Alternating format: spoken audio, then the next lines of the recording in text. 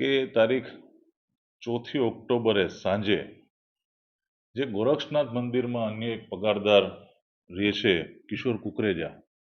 એ કિશોર કુકરેજા ત્યાં પગારદાર તરીકે મંદિરની સાફ સફાઈ કરવી, ત્યાં બાજુમાં જે બીજો રૂમ છે ત્યાં રસોઈ બનાવીને જમવું, અને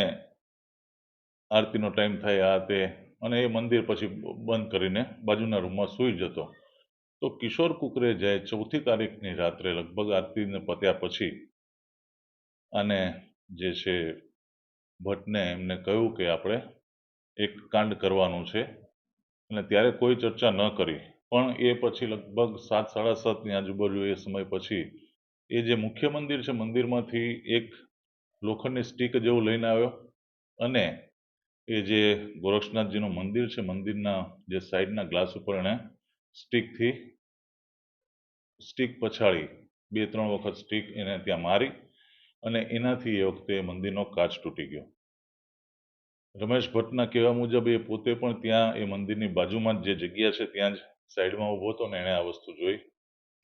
પછી આ જે કિશોર કુકરેજા છે એણે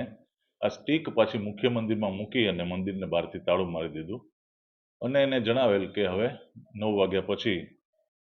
જે કંઈ છે હું તને જાણ કરીશ કે આગળ શું કરવું છે. ત્યારબાદ 9, 9:30 બાદ જ્યારે આ બંને જણા એકલા હતા ત્યારે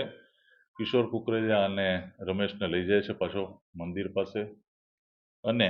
પોતાની પાસે જે મંદિરની ચાવી હતી જેમાં ગોરક્ષનાથજીની મૂર્તિ હતી એ ચાવીથી તાળું ખોલી અને કિશોર આ મૂર્તિ બહાર કાઢે છે, અને ત્યારબાદ બંને જણા આ મૂર્તિને ઊંચકી અને જે બાજુની પાળી છે ત્યાં લઈ જઈને ત્યાંથી મૂર્તિને ધક્કો મારે છે, અને એ રીતના આ બનાવને અંજામ આપે છે. ઘણી બધી બાબતોની તપાસ હજી ચાલુ છે, પરંતુ અત્યારે જે પ્રાથમિક વિગતો ધ્યાન ઉપર આવી છે, આ કિશોર કુકરેજા જે છે એ અહીંયા પગારદાર તરીકે હતો. જે મંદિરના મુખ્ય ગુરુજી છે, તો મંદિરમાં જે કંઈ લોકો દાન ધર્માદો કરે તો એમાંથી પણ એ ક્યાંક ને ક્યાંક પૈસાની કટકી કરતો, અને આની પૂછપરછમાં પણ રમેશ ભટ્ટની પૂછપરછમાં પણ જણાવ્યું છે કે એણે એવું એને કહ્યું હતું કે કંઈક કરીએ તો મોટો ધમાકો થશે કે એવું થશે, તો એ પોતે ક્યાંક ને ક્યાંક લાઇમલાઇટમાં આવે